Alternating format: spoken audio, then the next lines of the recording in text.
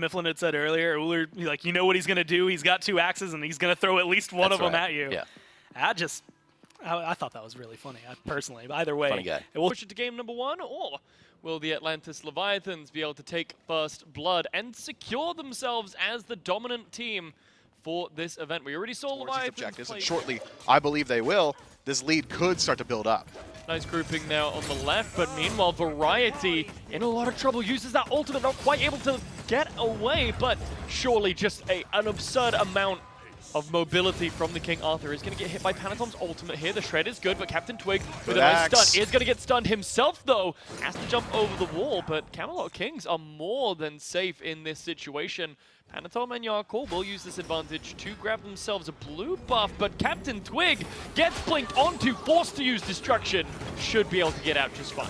Panatom on the tray, stash is good. A phenomenal stun from Twig, and go! He's turned it around. First blood bounty over to the Camelot Kings, as well as Kali's passive. Twig just saying, you can't walk into my tower, not for free. Panatom just 1 auto attack away, and 1 auto attack too far. You have to pay attention to the incense. Shinto still looking to get aggressive. Up into the sky goes BMT. That's going to start off the aggression, but Twig gets axed in the face, and I think that's going to call it. Yeah, but I like the idea from the Leviathans to continually try and put pressure onto this red buff. You can't be dissuaded by 1 drop on the right-hand side. Wrong you here, trying to put some pressure on BMT. The ultimate from Nemesis already coming through, and BMT has no beads available to him. He's going to get flung back into a flurry of damage, and that is going to be the first kill in favor of Leviathans. What a beautiful engagement around this Gold Fury. They want to create a veil around this objective, and Netroid is definitely the next target being looked at. Into the wall he goes, trying to buy himself some time. Does go up into the ultimate, but not quite fast enough. Panatom takes credit for that kill, while the Kings get the Pyromancer. Pyromancer dropped mid 3. Are going to look over towards this Pyromancer. Twig getting a little bit of damage onto Rongyu, just keeping him chained inside the puddle for a while. Variety is going to get hit out by Panatom's ultimate, and the shred is coming in hot and fast. Yarkor taking a fair amount of damage from the FG as well. Rongyu could be in trouble, and that's going to be the first kill here for Captain Twig.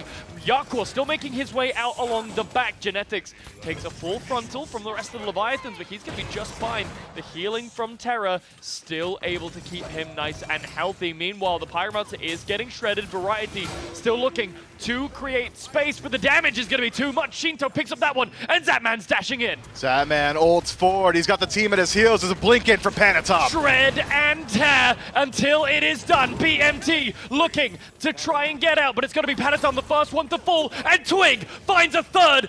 Shinto could be the 4th one here for Captain Twig, jumping over the wall. Is going to eat the axe, but I'm not sure Shinto has enough space to work with here. Twig is so fast, that speed buff may just be able to find it, and there's the incense to find the triple kill. Big man Tings picks up Yarkor on the tail end, and the Leviathans choose that engagement. You've already shut down Variety, sure, so you like your odds in the numbers situation, but considering the Kings will remove enough defenses from anybody on the Camelot Kings that they should like their odds. Zapman in some trouble, gets caught out by 2, but I think he's been able to make his way out. Scratch that. Still taking a fair amount of damage, but no one wants to fully commit onto him, unlike Panatom, who's going to be the first person down in this engagement. And now Mifflin, Leviathans with 2 HP bars below half, and 1 member in the grayscale. Camelot Kings should be able to crack open this FG. Yarkor and Rongyu on the rotation in. Variety spots him out. Fire Giant dropped. It's about the fight. Yarkor already a half HP. Meanwhile, Rongyu able to root out 4 people there, but at what cost? His health is falling rapidly. Zapman forced to ult away, and Yarkor finally manages to pull someone in, but it's not someone he wants to have to deal with. Captain Twig right up in the face of the solo laner. He's going to take that kill for himself. Mifflin, 22 minutes in, Fire Giant should be free. The Camelot Kings have just got such a great divide and conquer approach to this match so far. That initial fight where Panatom gets picked out, it's a fight that starts around the left-hand side. Twig lines up against Shinto, forces the Leviathans to rotate in, stack up, and artificially manufacturing circumstances where it's 2 versus 1, or 3 versus 2, or even 1v1s, which will still favor the Kings. Zapman could be in trouble. Genetics is here with the harassment, trying to just slow him down for now. Look at the positioning from Twig, looking to separate Zapman from the tower, and in combination with BMT, Twig is unstoppable. The left tier 2 is going to fall down, and the Camelot Kings looking to crack open They the got a tier 1 in room. mid, a tier 1 in right, potentially some tier 2s, expose some win conditions. Netrioid, though, using that ultimate to come forward. Shinto gonna have to use some fancy footwork here. Look at the damage that Netrioid is able to put out. One more auto should do it, and Shinto falls down. Yeah, Netrua just landing way too many crits there. I think he maybe only lands one non-crit onto Shinto, who has just got to be upset with the They clearly do now because he shows up on that left-hand Phoenix. This is a Jingwei, though, so not the longest in terms of getting back, but Variety blinking in is going to get hit by that Divine Retribution. Protections have been shredded, but so has the Fire Giant. Down it falls, and the Camelot Kings with a huge pressure play. Captain Twig looking to get a kill onto Yako. Not quite able to finish up that one, but is able to make it out for himself. Yako falls down. Panatom falls down. 2 members left standing on the Leviathans, and with one Phoenix about to get finished off by Firewaves, Mifflin, the Camelot Kings are in a very good position to end. Man, I love that play from the Camelot Kings. They don't even wait it out. Zapman up against Twig in the 1v1 will win this time around. No destruction available to the Kali. Gotta think Twig could just... Zapman has to walk into the jungle, and he is going to find Genetics. Good beads. Forces the beads, but here comes Captain Twig still. Hits him with the lash, and the damage from the bleed would be enough to pop that, but Zapman flies away. The Aegis is used, but Netrioid already half HP. Forced to dash into the wall. The damage coming through. Panatom, the first man down. Wrong now could be the next target. Captain Twig gets pulled back into the coffin, but Yakor is not having fun at this party. Captain Twig able to walk away with destruction, and the Camelot Kings find 2 for 0. Zapman may have survived, but at the cost of 2 of his allies, Panatom and Yarkor. But the Leviathans do not love their odds in a base defense, and instead have set up in neutral territory. The only Fury is taken down here. No contestant from the Camelot Kings, though.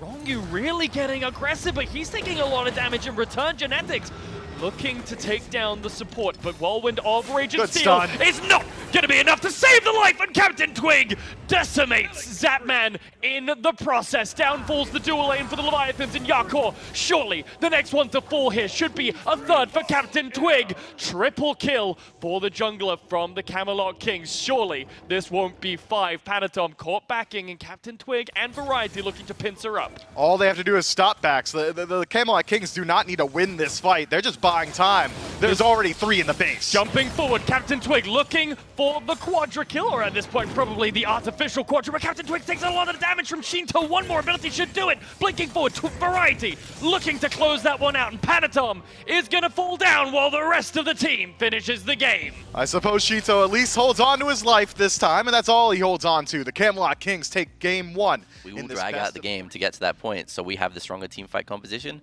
and that's what they've built this game. Well, the Kings are up 1-0. Let's see if they can advance with just 2 games here in the best of 3, or the Leviathans tie things up in game number 2. Our first potential at one team to qualify through to Saturday's games. Group 6 is the aim. The Camelot Kings are only... Hey, when can I proxy these waves? Maybe I could start looking to steal away some of these jungle camps, slow down Captain Twig. That should be the entirety of Yarkor's game plan, is get pressure and play with it. Variety gonna get scooped up by Panatom, and unless Captain Twig can make it down here in time, should be first blood in favor of the Kings, and it will be just that. Twig not able to find anything this time around. Well, the Leviathans peeking their head in the King's jungle, but haven't quite been able to hit pay dirt. Great ultimate! Wrongyu gets knocked straight up, and Netrioid is here to try and claim some extra damage. Wrongyu able to make his way out, but Shinto not quite fast enough. Blinking forward, Twig looking to find the damage onto Wrongyu. There's gonna be 1, there's gonna be 2. Shinto takes a spill, and now Panatom getting hugged in by Genetics. Shouldn't be too much more chase potential here by the boys in red. Fury Pit for now. With the Spirit of the 9 wins, that should be a free objective for the Camelot Kings. Shinto, though, still trying to get aggressive. Captain Twig, Sonic, boom, into the ground. Shinto forced to use the beats, but Netrioid and Genetic both getting stunned out, hit by Wrongyu. There's the Earthen Fury, and there's a double kill for Panatom. Big Man Tings and Genetics on the retreat, 4 on the heel. Big Man Tings will make his way back to base, but Genetics not nearly as lucky. Still has got the Scarab's Blessing, and will extend his life, if only for a moment. Good jukes, but Tier 2 tower can't save you from 4. The Camelot Kings trade out 3, but do take the neutral objective for themselves, and potentially some more. Panatom has taken some pretty aggressive pathing, is able in his back pocket, so not incredibly tanky. Variety has been largely controlled in a lot of these team fights. Twig. It's so hard. Twig's in trouble. I'm not sure he's going to be able to get through this one. And with a pick up from Panatom, scoops him back into the line of ghosts. Variety now under tower against 4, but here comes the ultimate from Netrioid, trying to slow down these enemies. The Leviathans still trying to get aggressive here. But it's going to be 5 people, and with that 1 kill in hand, and Netrioid choosing to not commit the ultimate to go to the right-hand side, this could be an open Fire Giant for the Leviathans. It's burning quickly, 30% on the Fire Giant, nobody in range to defend. The Camelot Kings are going to let this one go. No steal attempt either of the Phoenix, so going to be difficult for the Leviathans to work through that. That said, the range, damage potential, and pick potential, incredibly high.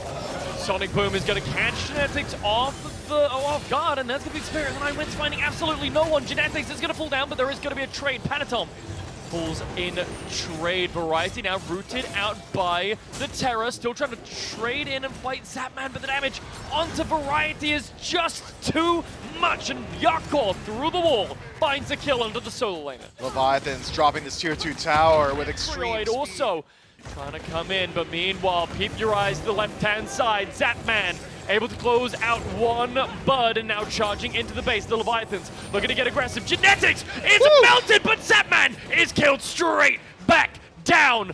Spirit of the 9 Winds able to close that one out. Now Variety looking to get aggressive himself.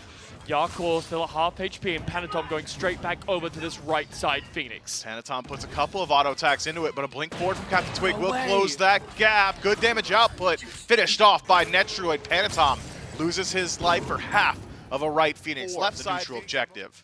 But at this point in the game, Mifflin, it might be what they have to do, and it looks like that is going to be the decision. 5 people grouped here. Rongyu, that's a good the pull. Target, looking to find the damage. Rongyu should be the first casualty of war here. Netrioid goes straight up, looking to find potentially more onto Yakor. Watch Yakor. Trying to find some damage onto Captain Twig, but the revive is going to be good for now. Yakor trying to find his way back into the wall, and he's going to be safe for now. But peep at good the Zephyr. base. Ladies and gentlemen, the base is falling low, but Captain Twig backed in time to save the life of the Titan. Not that it was in danger of dying, but that's going to be a lot of boom charging up here. Panatom still looking to create as much disruption as humanly possible, but the Camelot Kings, they know they're on a timer. They got to try and look for another pick, and it looks like axe. it's going to be the target, but Genetics oversteps just slightly, and he's going to get put in the ground. Shinto able to claim credit for that kill, and now the Camelot Kings in an awful position. Netrioid uses those speeds perfectly. Panatom not able to find the Sonic Boom. Panatom left alone is able to avoid the damage from Variety and blinks himself out of danger. The Leviathans, now 5 strong, have got minion waves in the base of the Camelot Kings. 20 seconds left on Genetics respawn. Fire Giant pulled out. I think the Leviathans have weathered the storm for long enough. Keep your eyes on Twig. He blinking forward just at the moment, trying to cause a distraction. Panatom is going to be the target. Slice and dice finds him, and that could be just enough to delay the Leviathans from getting the objective. Pulled out yet again, but keep your eyes on Tings. He's got ultimate available. There's the ultimate already used by Captain Twig, trying to find the damage, and Zapman is going to get hit by the Spirit of the 9 Winds. Yo, once again. Unfortunately, Zephyr not on the mark, but Rongyu surely falls down here. Netrioid claims credit for that, and now at a 3v5 position. Mifflin, the Camelot Kings, could claim this one back with the Fire Giant falling low, and down it goes. The Camelot Kings with Fire Giant on 5 belts can continue their onslaught. Absolutely. Just makes those Phoenixes and Towers a little bit harder to siege, but now Camelot Kings looking to square up. Rongyu, potentially the target there. Spirit of the 9 Winds coming through. Does do a huge amount of damage, but it's not enough to kill. Meanwhile, Panatom has to ult away. Yakor takes a huge amount of shred there from the ultimate from Captain Twig, and now the root coming through from Netrioid. Looking to fight into Yakor, and there it is.